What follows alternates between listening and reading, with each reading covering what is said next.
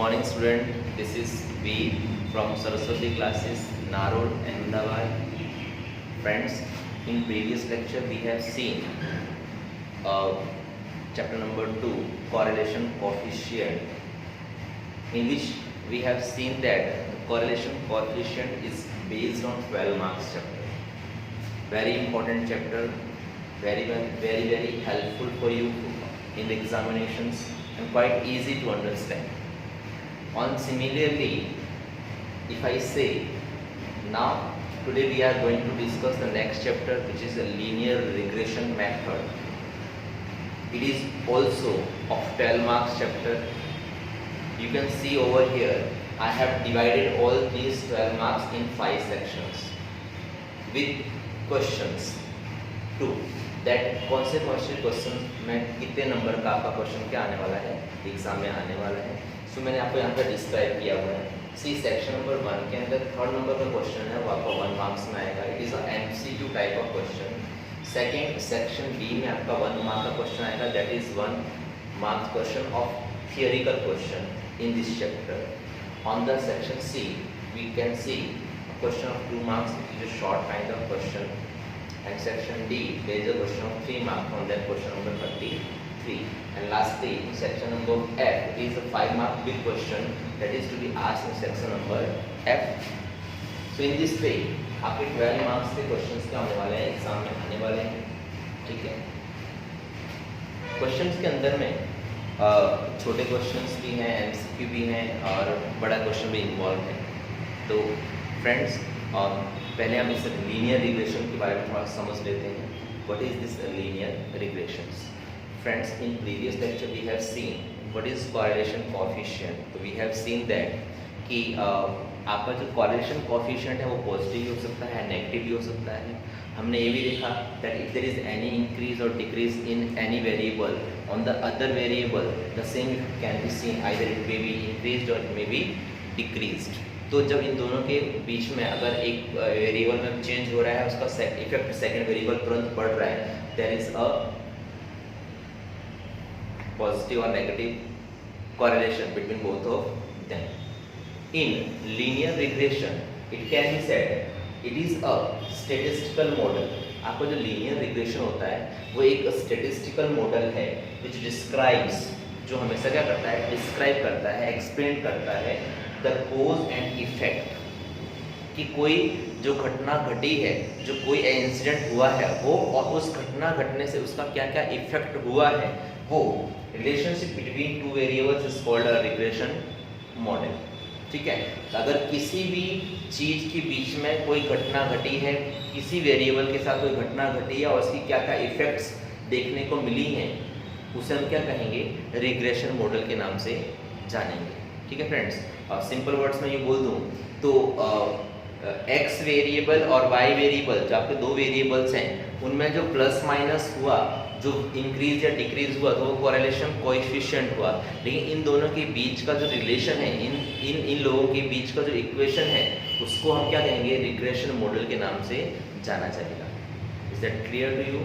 ठीक है friends. This is your first topic that we want to explain to you regarding regression, right? Now the another thing that we are going to discuss over here, that the formulas. Friends, in second number chapter correlation coefficient, अगर आपने अच्छी तरह से study किया होगा तो आप देखेंगे, आप समझ सकेंगे कि चैप्टर नंबर 3 जो है लीनियर रिग्रेशन, उससे 99% मिलता जुलता है. एक मेयरली कुछ डिफरेंसेस हैं, उनको आपको ध्यान रखना है. अदर देन सारे के सारे क्वेश्चंस एक जैसे हैं. मैं सिंपली बोल दूं कि अगर मैं 1 या 2 क्वेश्चन करवा देता हूँ इस तरह से 5 मार्क्स क्वेश्चंस, ये chapter will be finished, right? What are the basic things that we are going to understand over here? That is linear regression y on x. In chapter number 2, it is specifically to be said that find the correlation coefficient of by calculation method of by Charles Spearman rank correlation method. यहाँ आपको वो नाम नहीं आएंगे, वहाँ regression ही आएगा. Find the regression between variable x and y. ठीक है, ये आपको ध्यान रखना है. मोस्ट ऑफ स्टूडेंट का ये कंफ्यूजन होता है कि सर कोरिलेशन कोएफिशिएंट का सवाल है या रिग्रेशन एनालिसिस क्वेश्चन है, हमें पता नहीं चल रहा है और ये कुछ खिचड़ी बन जा रही है, तो हम कंफ्यूज हो जाते हैं एग्जाम में कि सर इस क्वेश्चन के बदले में हमने वो क्वेश्चन कर दिया, इस क्वेश्चन में वो क्वेश्चन कर दिया। मीन्स चैप्टर 2 के इसमें हम थर्ड का क्या है, थर्ड चैप्टर करके आए और थर्ड के उसमें 2 करके आए, तो वो हमें पता कैसे चलेगा। तो it is very simple to understand. वहाँ पर कोरिलेशन कोएफिशिएंट कहा गया होगा और यहाँ पर रिग्रेशन एनालिसिस कहा गया होगा, रिग्रेशन कहा गया होगा, ठीक है, ओके। अब यहाँ पर इन प्रीवियसली भूतकाल के सालों में वहाँ पर 2 मेथड होती थी, y to x and x to y, but in new syllabus it is only one method that is given to you, that is regression y on x, that we have to find over here। फॉर्मूले बस वही के वही हैं जो हमने previous chapter में use किए थे, खाली इतना आपको ध्यान रखना है कि आप देखिए डिवाइड में जो हम पूरी वैल्यू रखते थे वर्गमूल के अंदर में, स्क्वायर रूट के अंदर में n sigma x square minus sigma x का होल स्क्वायर, दूसरा स्क्वायर रूट करते थे n सिग्मा y स्क्वायर, वो रूट निकल जाएगा, ठीक है। और रूट निकलने के साथ साथ यहाँ पर दूसरी वैल्यू जो दूसरा रूट था वो कंप्लीट रूट और उसका पूरा डिटेल निकल जाएगी। सिंपली आप यहाँ देख सकते हैं y ऑन x का हमने एक फॉर्मूला सेट किया हुआ है, v by x। कब अप्लाई करना है ये formula, when observation are small. तो आपको पता ही है x स्मॉल ऑब्जर्वेशन के लिए हम कौन से मेथड लगाते हैं, एक्स वाई मेथड। कौन सा मेथड है, एक्स वाई मेथड। और जो बड़े ऑब्जर्वेशन उनके लिए हम क्या लगाते हैं, यूवी मेथड। तो यहाँ पर हम एक्स वाई मेथड की बात कर रहे हैं, तो वो फॉर्मूला क्या लगाया हुआ है, N sigma X Y minus sigma X into sigma Y divide by, आप यहाँ नोटिस करिए वी वाई एक्स है, तो आपका लास्ट वर्ड क्या है, एक्स। तो एक्स को ध्यान में रखते हुए हम क्या करेंगे, फॉर्मूला सेट करेंगे N sigma X square minus sigma X का होल स्क्वायर, कोई वर्गमूल नहीं, कोई वाई के आइटम नहीं, finished, formula is done. On the other hand when your observations are big, तो वहाँ पर हम वी वाई एक्स ही बोलेंगे, लेकिन वी वाई एक्स को हम सिंपली चेंज कर देंगे, क्योंकि जब यू वी मेथड आएगी तो हमें पता है कि एक्स को हम यू बोल देंगे, वाई को हम वी बोल देंगे। So it is V by U के बदले में we we you.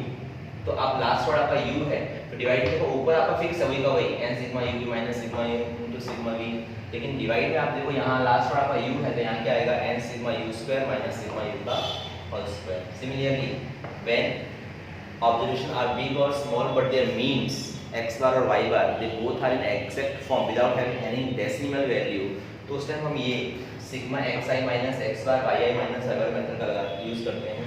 In chapter number 2 that is to be known as product movement method of Karl Pearson, ठीक है, हम उसको यहाँ वो नाम ही देंगे, लेकिन इतना ध्यान रखने की जब आपका x bar और y bar एग्जैक्ट फॉर्म में आ रहे हो तो आप ये मेथड यूज करेंगे, ठीक है। लास्ट वर्ड आपका x है, तो यहाँ क्या हो जाएगा, सिग्मा xi माइनस x bar का होल स्क्वायर। फ्रेंड्स अब इन 3 मेथड में से हमें कोई मेथड, एक ही मेथड यूज करनी है सम के लिए, तीनों मेथड एक साथ यूज नहीं होगी। ये सब मेथड का यूज करने का मेन पर्पस क्या है, हमें बाइवेरिएट फाइंड करना है y ऑन x के लिए, b की वैल्यू फाइंड करनी है। वो b की वैल्यू फाइंड करने के बाद आपका लीनियर रिग्रेशन मॉडल में इक्वेशन है y ऑन x के लिए, that is y cap is equal to a plus bx। अब a कैसे फाइंड करते हैं, तो a को हम डिनोट करते हैं फिक्स वैल्यू के रूप में, a is equal to y bar minus bx bar, ठीक है। हमारे पास सब कुछ है, ये डिटेल्स हम क्या करेंगे, यहाँ पुट अप करेंगे, this will be your equation regarding by x, ठीक है। फ्रेंड्स आई होप आप लोगों को ये लीनियर रिग्रेशन की जो बेसिक लेक्चर था regarding definition of linear regression and उसके जो फॉर्मूलेज थे उसके बारे में आप लोगों को समझ में आया होगा और अच्छा भी लगा होगा।